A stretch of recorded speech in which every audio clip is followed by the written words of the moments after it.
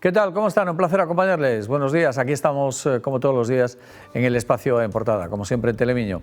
Esto toca a jueves, es día 29, despidiendo ya el segundo mes del año bisiesto, como lo demuestran los 29 días que lleva febrero. Tenemos varios asuntos a los que hincarle el diente. Ahí llevamos lectura de titulares y después escuchamos las opiniones de nuestros invitados hoy. Tengo el placer de saludar y de darle la bienvenida a Julio Álvarez. ¿Cómo estás, Julio? Muy bien, muchas gracias. Buen día. Aquí está también Javier Rey. ¿Cómo estás, Javi? Muy bien. Encantado. Y repiten esta semana Benito Iglesias. ¿Cómo estás, Benito? Muy bien, buenos Igual días. de bien que hace un par de días. Igual. Puedo suscribirlo. Bueno, ¿qué asuntos destaca el periódico hoy en su primera página? Pues vamos allá con esos titulares. El primero de ellos, un nuevo señalamiento en el juzgado al alcalde de Ourense. Dice el periódico: Jácome denunciado por malversación de fondos y prevaricación. Excompañeros de Democracia Ourensana argumentan ante la Fiscalía que cobra indebidamente del concello y su actividad empresarial y que utiliza Auria Televisión para ingresar dinero público. Nos quedamos con la fotonoticia, que de nuevo se centra en las labores, en este caso de recuperación del templo budista de San Amaro, que ardió por lo menos una parte. Del monasterio budista de San Amaro apenas quedaban ayer las paredes. Monjes y monjas hacían balance de pérdidas, consternados, pero con el propósito de volver a poner todo en pie. Desde el concello avanzaron que prestarán toda su ayuda para que la comunidad continúe allí. Más asuntos, por ejemplo, la ciudad no recuperó aún la población que se fue al rural en la pandemia. Ourense es, con Ferrol, la única urbe gallega que perdió población desde entonces. También Sánchez y Feijóo se enzarzan en acusaciones de corrupción por el caso Ábalos. El cerebro de la trama ante el juez dice: solo traté de ayudar a los españoles. Y en más noticias, por ejemplo, la línea Avant de Ourense a Coruña es la tercera con más demanda de España. La mujer hallada en una maleta en Vigo vivía con un hombre en una pensión. También el GPS vuelve a llevar a un camión a un camino sin salida, en este caso en Quintela de Canedo. Y ya por último, el concello de Celanova gestionará durante este año 4,3 millones de euros. En lo alto de la portada, un testimonio sin duda desgarrador de la madre de Nerea Añel. Fue el juicio por su desaparición y muerte. Hace unas jornadas se supo, hace un par de días, la sentencia. En una entrevista que hoy concede al periódico dice: era una bellísima persona, un cordero que se metió en una cueva de lobos. Hoy con el periódico también la reseña deportiva. Liga de Naciones, España logra otro título con un triunfo ante Francia por 2-0. Asuntos todos ellos que forman parte de la portada. Ahí la tienen con todos los titulares y la composición gráfica. Así están escritos los asuntos en la primera de este jueves y a partir de ahora aquí vamos a sacarle punta o vamos a poner alguna que otra reflexión sobre ciertos temas. En primer lugar, y por orden, digamos que jerárquico desde el punto de vista informativo, lo que cuenta hoy el periódico, una nueva denuncia al alcalde de Ourense, en este caso por malversación y prevaricación. ¿Qué opinas de esta situación, Julio? ¿A qué reflexiones te lleva? Bueno, ya lo hemos dicho varias veces, ¿no? Que Jácome, cuando estaba en la oposición, se caracterizaba por ser el defensor de la limpieza y de la pulcritud. Y fue al juzgado varias veces. Denunció varias situaciones políticas que a él le parecían irregulares. No obtuvo satisfacción judicial en ninguna de ellas. Y ahora, estando en la alcaldía, desde que lleva en la alcaldía, pues se caracteriza por incumplir sistemáticamente una serie de principios éticos, legales y demás, y lo inexplicable es que todavía siga siendo alcalde y que la justicia pues no haya dado una respuesta, yo entiendo que satisfactoria, a lo que bulle en la situación de la ciudad, ¿no? Un nuevo caso, bueno, no sé si será el último, me da la impresión de que esta es la escalada, que curiosamente no tiene un castigo político en las urnas, no está teniendo un castigo político en las urnas. Jácome, en la última convocatoria electoral, consigue 6.000 votos más que en la anterior, a pesar de que entonces esto es una situación crítica en la ciudad, porque nos vemos abocados muchos ciudadanos a no comprender realmente lo que está pasando y a que la solución que podría ser una moción de censura, ni siquiera estamos hablando de ella en este momento. Ya. El primer análisis, Javier. A mí en el tema de Jácome y la financiación siempre me costó mucho valorarlo desde el punto de vista jurídico, porque claro, yo creo, o tengo la sensación de que siempre se vivía un poco al límite, un límite que probablemente en más de una ocasión se superase, porque claro, el problema muchas veces es identificar partido político tradicional con persona física, es decir, Pedro Sánchez no es el PSOE, es el secretario general del PSOE durante un momento determinado y el partido es muchísimo más. Sin embargo, en el caso de DO, yo creo que DO y Jácome es decir exactamente lo mismo, es decir, él no es un presidente o un secretario general de un partido, es el dueño absoluto de un partido político que hace y deshace a su antojo como quiere y mueve el dinero para aquí, para allá, para este lado, para el otro. Entonces ahí probablemente esté la base de lo que debería ser investigado si efectivamente hay algún tipo de malversación o de fabricación, entre otras cosas porque claro, su televisión al final él es el único propietario más allá de que tenga una situación jurídica determinada, el partido contrata y cesa como él quiere, en fin, al final no responde probablemente a un partido político tradicional y quizás ahí esté la base de lo que debería analizarse con más profundidad desde el punto de vista jurídico, porque probablemente haya suficientes formas de camuflar esta situación, pero claro, yo creo que ahí no es el funcionamiento habitual que tenemos los demás partidos. Muy bien. ¿Y a qué reflexión llega Benito con este nuevo titular? Bueno, pues me quedo con la cita que trae el periódico de La Región hoy, ¿no? Que no hay más injusticia que la justicia tardía, ¿no?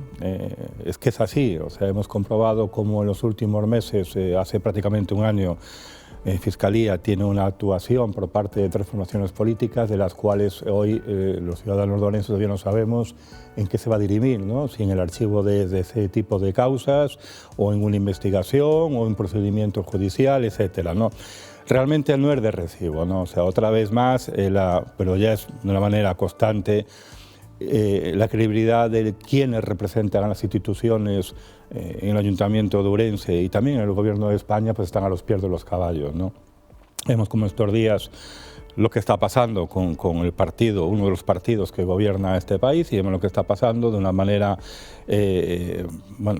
constante en el Ayuntamiento de Ourense. Es una causa judicial más que se le abre al alcalde. Yo no voy a entrar a matizar si tienen o no tienen razón, el juez o la Fiscalía lo dirá en su momento.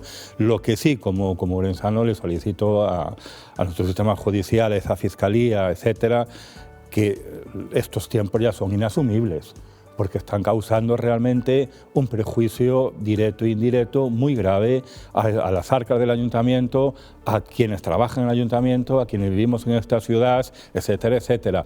No se puede seguir así. Por lo tanto, yo lo que le pido es que tengan la agilidad que se le presupone para decirnos si hay algo, si no hay algo, si este procedimiento tiene recorrido, no tiene recorrido, si se ha caído en una presunta malversación o prevaricación o no se ha caído. Yo creo que no puedo estar constantemente con ese tipo de incógnitas. Hay una cuestión a la que se está refiriendo Benito y que también pido un comentario tanto a Javier como a Julio, y es que efectivamente, creo que fue la primera semana de mayo, unos días antes de las elecciones municipales, comenzaron a distribuirse una serie de audios que les supongo a todos ustedes enterados, si no también está, bueno, pues el periódico y está en la web de La Región, todos esos registros sonoros donde se escuchaba clarito, pues los procedimientos y quienes guiaban esos procedimientos. Bueno, aquello tomó camino de los juzgados, 3 partidos políticos, además, Bloque Nacionalista Galego, Partido Popular y PSDG-PSOE, encaminaron el camino de los juzgados y con diferentes matices iban al mismo centro de la cuestión, que es poner muy en duda la legalidad de las prácticas de Gonzalo Pérez de Jácome y de su gobierno al frente del Concello de Ourense.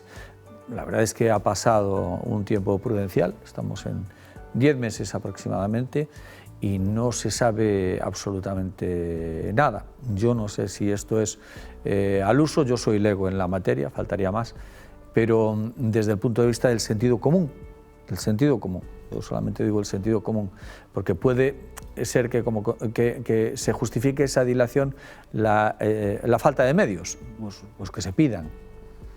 No sé, es que no sé cuál puede ser la motivación para que durante todos estos meses no se esté, o por lo menos no trascienda qué es lo que está ocurriendo ahí. Julio. Bueno, yo creo que a estas alturas, donde se repiten constantemente procedimientos supuestamente irregulares por parte del alcalde, con esa, yo coincido plenamente también en lo que dijo Javi Rey hace un momento, es decir, no es un partido político que podamos decir que es plenamente democrático. No digo que sea antidemocrático, porque eso tendrán que determinarlo los jueces, pero las formas, las maneras, la estructura, el procedimiento para tomar decisiones es claramente unipersonal. Y por lo tanto, esta circunstancia y todo lo que rodea en la institución del Concello de Ourense aconsejan que las respuestas judiciales sean lo más ágiles posibles, no lo más retrasadas posibles, lo más ágiles posibles, porque hay una situación suficientemente caliente como para que la ciudadanía presione y querramos saber qué es lo que realmente está pasando. Por lo tanto, yo no entiendo tampoco lo que puede estar ocurriendo. ¿Cómo lo ves tú, Javier? Para mí esto no es algo nuevo, es decir, pasó tantas veces, pasó con el propio candidato, con Besteiro, hasta no hace mucho, que estuvo no sé cuántos años, hasta que finalmente se archivan una serie de causas, pasó con Paco Rodríguez, como todo el mundo sabe, hasta que se archivan una serie de causas. Es decir, el retraso de la justicia provoca, no sé si lo decía Benito, que nos decía que al final no acaba siendo justicia, porque claro, que finalmente haya algún tipo de condena o de lo que sea, por lo que los audios que tú decías antes, dentro de 4, 5, 8 años, que a lo mejor en ese momento ya ni siquiera es alcalde Gonzalo Pérez Jácome. Es decir, si tiene que ser archivado o tiene que ser inocente, hombre, tendría que ser pronto, y si tiene que ser culpable, igual. Es decir, si no, al final es que esto no tiene ningún tipo de justificación. Yo generalmente siempre soy muy respetuoso con los tiempos de la justicia, pero sobre todo con los procedimientos, porque entiendo que tiene que ser garantista en un proceso penal y tener la certeza absoluta de que alguien es culpable. Evidentemente esto tiene que ser así, para todo el mundo, digo para cualquiera. Pero lo que nunca entenderé y jamás puedo justificar son estos retrasos que al final, ya digo, generan situaciones, pero no de ahora, sino de hace muchísimos años que acaban siendo infames, ¿no? Pero para bien y para mal. Es decir, a lo mejor tenemos un alcalde que es un prevaricador y la justicia no es capaz de determinarlo, o no, o es inocente. Pero claro, lo que es evidente es que lo que no podemos estar es años y años y años. Es que además creo que tampoco le ayuda al sistema. Yo creo que tampoco le ayuda al sistema judicial. No le ayuda nada. Y yo como ciudadano me puedo sentir incluso bastante más lejos de lo que podía sentirme hace unos días o hace unos meses, precisamente viendo las evidencias. Yo creo que el propio sistema judicial no hace nada por ayudarse. Y yo lo digo, vuelvo a repetirlo ahora mismo solamente con la humilde opinión de un simple ciudadano. A mí es que todo este tipo de cosas no me ayudan a tener más fe de la que tenía en el sistema. Ya. Claro, es que no es que estemos criticando, que podríamos, es que el propio sistema parece que no está haciendo nada o casi nada por ayudarse.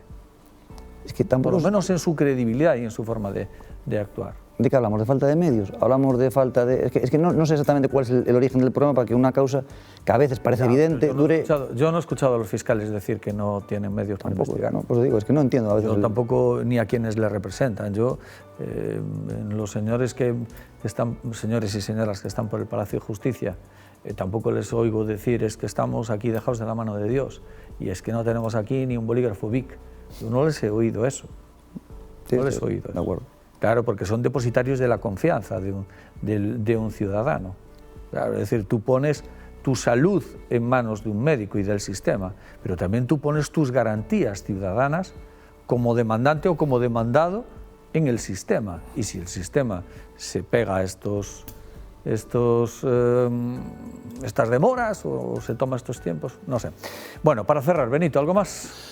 Nada, simplemente añadir que efectivamente no es de recibo lo que está pasando. Tienen que pensar que es una persona que está gestionando los recursos públicos de más de 104.000 ourensanos y ourensanas, que esto no es una broma, no es un cachondeo, no es un impasse, que Fiscalía tiene que pronunciarse de una vez por todas, en un sentido o en otro, para la tranquilidad de los que aquí vivimos. Porque, insisto, es una persona que está gestionando en estos momentos, guste o no, los recursos económicos, sociales, de toda índole, de más de 104.000 ourensanos y ourensanas. Y creo que eso es lo suficientemente poderoso y potente para que la Fiscalía se tome esto como se lo tiene que tomar, y que si le faltan medios humanos, económicos o tecnológicos, que los solicite de una vez, pero no es de recibo, porque si no habrá que tener que pedirle cuentas a la Fiscalía, sinceramente. O sea, es decir, llegará un momento en que, oigan, ustedes, ¿qué es lo que están haciendo? Pienso yo. Bueno, vamos a pausa para la publicidad, nos vemos de inmediato en la segunda parte. Hasta ahora.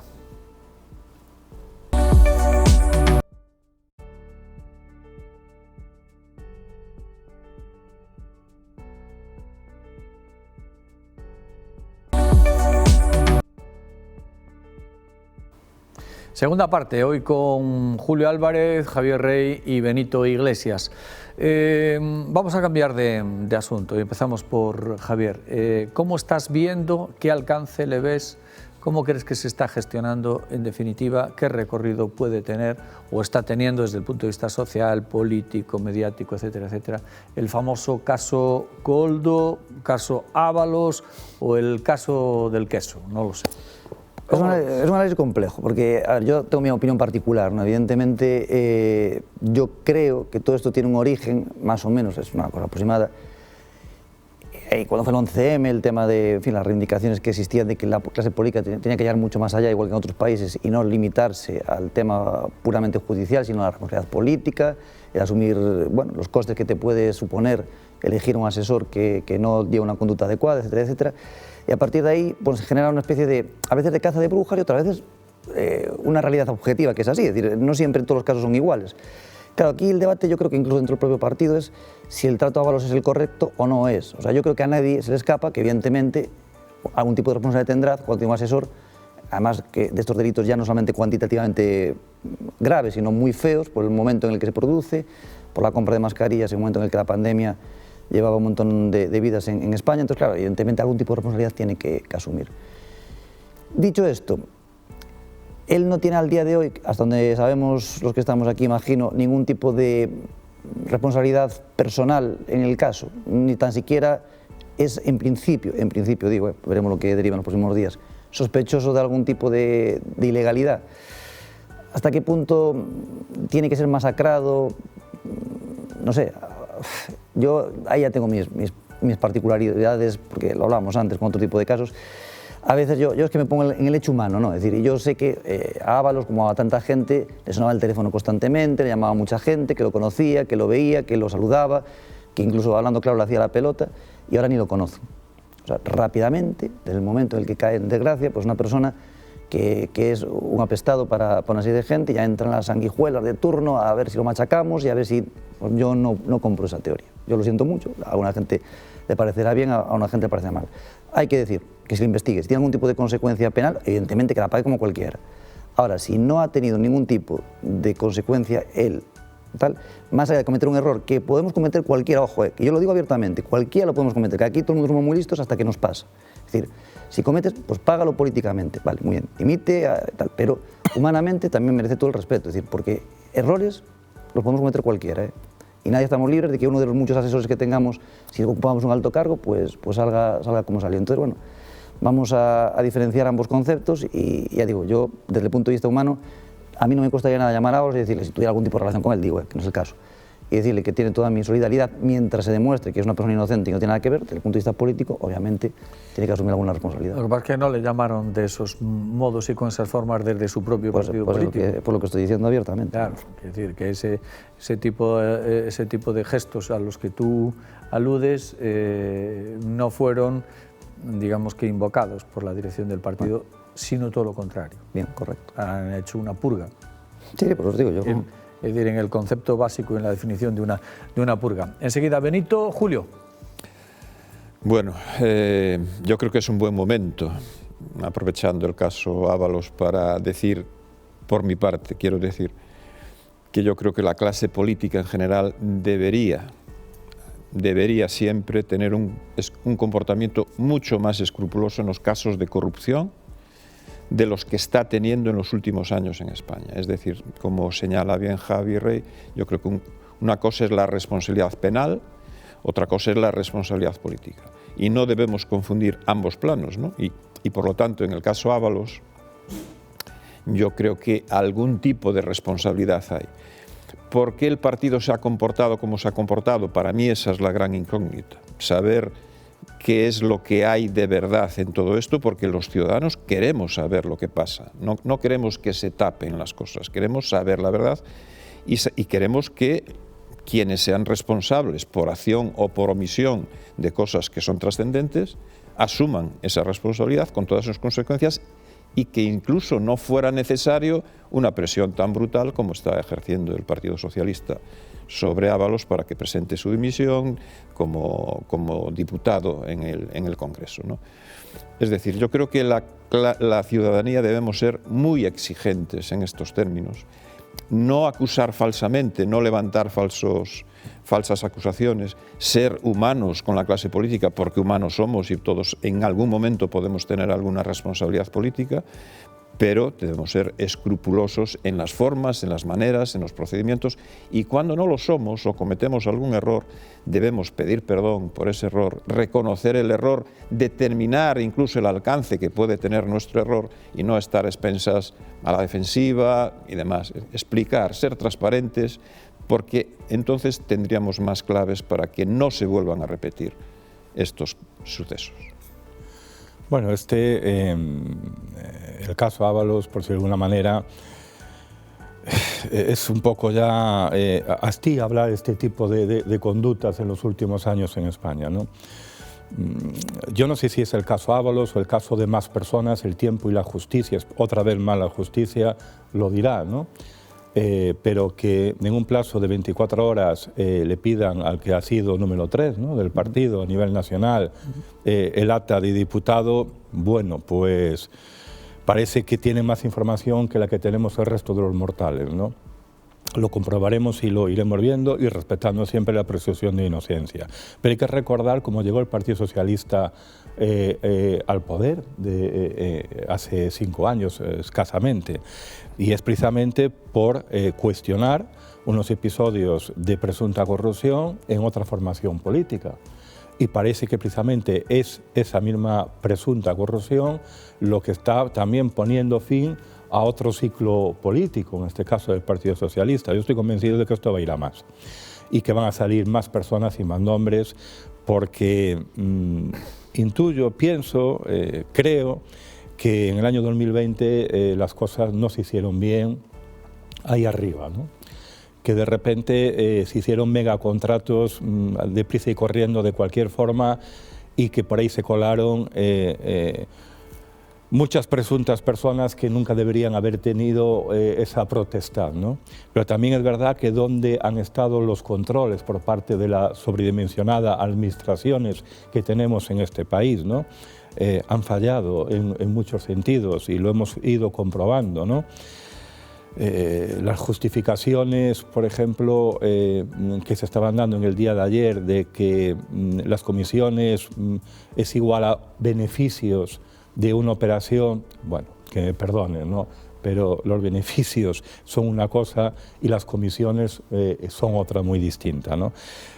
Yo creo que otra vez más va a empeorar la situación a nivel nacional, a nivel político. Otra vez más la credibilidad de quienes representan las instituciones está a los pies de los caballos en todos los ámbitos, y otra vez más el divorcio entre la política y los ciudadanos pues está otra vez ahí presente, ¿no?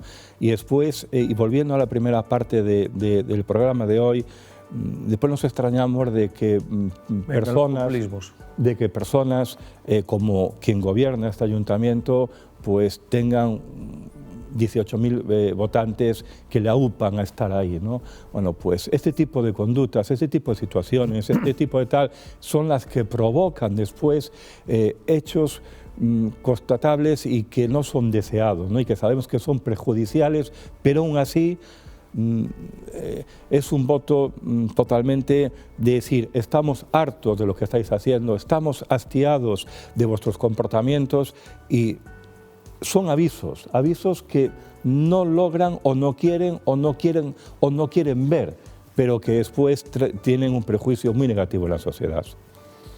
Yo vuelvo a reiterar, es decir, esto hay que darle el margen que hay que darle, es decir, evidentemente dentro de pocos días, parece que estamos cada día descubriendo un capítulo nuevo, como suelen pasar con estas cosas, ¿no? Que se va dejando la munición y se va poco a poco sacando nuevos temas y a lo mejor en un momento determinado el alcance, pues sí, efectivamente, da de lleno a Ábalos como una persona ya incluso que pueda estar imputada o otras personas, ¿no? Que también recuerdo que este señor no venía precisamente de la mano de Ábalos, ¿no? Si eso pasa, evidentemente con todas las consecuencias, repito, la ley para todos y aquí nadie debe estar exonerado. Ahora, si no pasa, también tenemos que acostumbrarnos a humanizar la política, porque a veces pensamos que la política es como una clase, no, la gente, yo fui político en un sentido completamente normal, como cualquiera de los que estamos en esta mesa, o como fue Julio, como fue Benito, tal.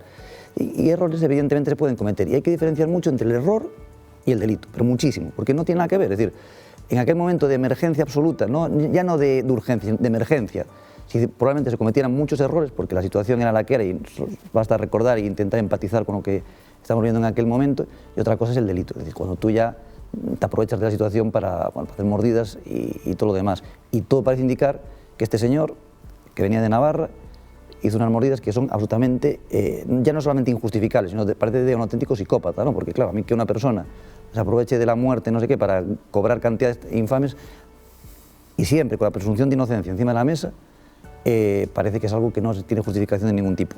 Y repito, y alguien lo nombró, y alguien lo trajo, y probablemente haya que depurar responsabilidades. Pero bueno, humanizando el tema. Bueno, planteamos un último asunto, y empiezo por Julio, y es bueno, la situación en la que está el PSOE, y por este asunto, pero también por las elecciones del pasado 18 de febrero, sus resultados, etcétera, etcétera. Empiezo por Julio, y hoy aprovechamos que tenemos tanto a Julio como a Javier, que son militantes socialistas. Javier, hasta hace nada, era concejal por este partido en el concello de Ourense, y les pido también una reflexión, porque hay una cita importante, que es este sábado, el Comité Nacional en Galicia, pues va a leer, interpretar la situación e intentar reconstruirse buscando un futuro mejor. Te pido, eso sí, con brevedad, pues ¿qué esperas de esa cita, o por dónde pasaría el reconstruir el edificio del PSOE? Bueno, yo creo que es un momento crucial para el Partido Socialista de Galicia, para el Partido Socialista Galegos PSOE, ¿no?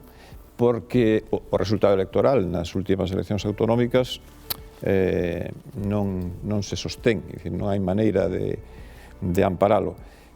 Polo tanto, eu espero que na reunión do Comité Nacional do PSDG o próximo sábado que haya voces que analicen con rigor a situación, pero sobre todo que espero unha resposta do partido ante a militancia, no sentido de recuperar a ilusión de todos aqueles que militaron no Partido Socialista, militamos no Partido Socialista, traballamos por unha causa na que creemos con uns principios e un ideario que suscribimos plenamente, de que, polo tanto, recuperar a ilusión nun proxecto que debe ser alternativa natural a un goberno do Partido Popular que xa leva 5 legislaturas de andaina nesta comunidade, e que, polo tanto, non é difícil facer esa aposta, non é difícil, de remato xa, é dicir, para min a clave está en